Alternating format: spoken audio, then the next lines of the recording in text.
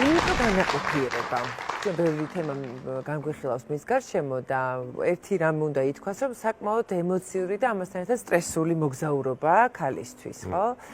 თან ხდება ისე, რომ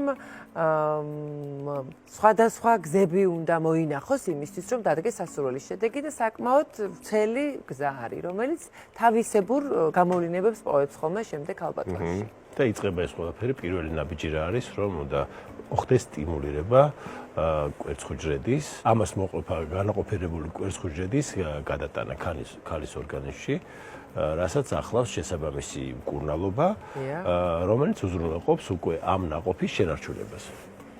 ყოველთვის არ ხდება ისე, რომ პირველივე ცდაზე, ასე ვთქვათ, მიიღოს შედეგი ქალბატონმაც და ექიმმაც და ხდება ისე, რომ განმეორებით შეიძლება გახდეს საჭირო აი ამ სტიმულაციის თუ სხვადასხვა პროცედურების გააქტიურება. აი ამ ეტაპს, აი ამ ჰორმონალური სტიმულაციის მას შეიძლება თან ახდეს რაღაცა გარკვეული გვერდითი მოვლენები, ესე რომ ვთქვათ. მაგალითად ეს არის ხასიათის ხშირად ცვლა, თავის ტკივილი, მოწამოყურება, გულისრევა, შებერილობა, ალერგიული რეაქციები და კანის პრობლემები.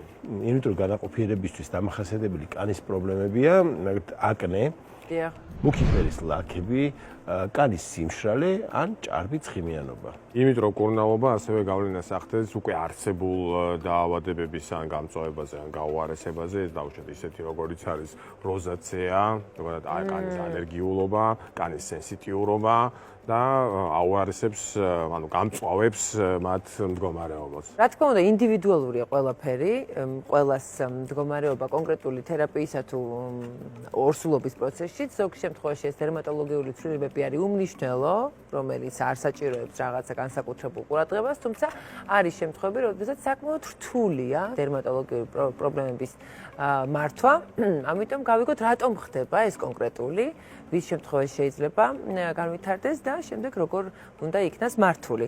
და დავპატიჟოთ სტუმრები, პროფესორი რეპროდუქციული კლინიკა GGRC-ის კლინიკური დირექტორი ნინო მუსერიძე და დერმატოლოგ-ვენეროლოგი ზაზა თელია. პირველ რიგში მაინტერესებს, რამდენად ხშირია ალერგიული, ესე ვთქვათ, რეაქციები ინვიტრო პაციენტებში ორსულობის დადგომის შემდეგ.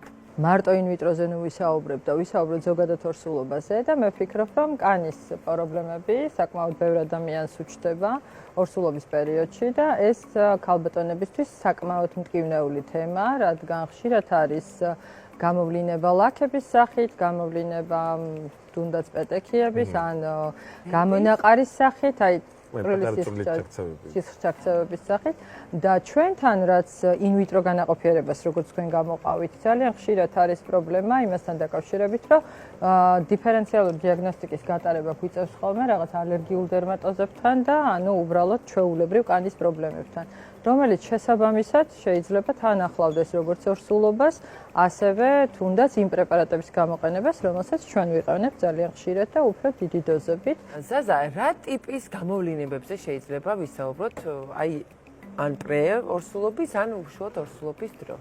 უნდა ავიღოთ ცალკე ორსულთა დერმატიტები. ორსულთა დერმატიტები ნიშნავს, რომ თავი დავანებოთ ცოტა ხანი მედიკამენტებს, როდესაც ფიზიოლოგიური ორსულობა მიმდინარეობს, შეიძლება ორსულს დაეწყოს სხვადასხვა ტიპის დერმატიტები. თვითონ დერმატიტი ნიშნავს კანის დაზიანებას და ანთებას და იმიტომ არის ყველაზე მეტად საგანგაშო ეს ორსულისთვის, რომ როგორც წესი ესე დერმატიტებს ახასიათებს აუტანელი ქავილი. გამოვყოფთი სამ ყველაზე ხშირ დერმატიტს. ეს არის პირველი ორსულთა პოლიმორფული დაზიანება. და როგორ გამოიყურება? ეს შეიძლება იყოს კანის ზედაპირიდან ამოწეული ან ლაქის სახით. ერთი ცალი? არა, ბევრი გენერალიზებულად. ეს იწყება როგორც წესი ორსულობის მესამე ტრიმესტრში, ანუ 28 კვირიდან. აუტანელი ქავილია დამახასიათებელი პაციენტისთვის, ორსულისთვის და ხშირად ხდება არასწორი დიაგნოზის დასმა.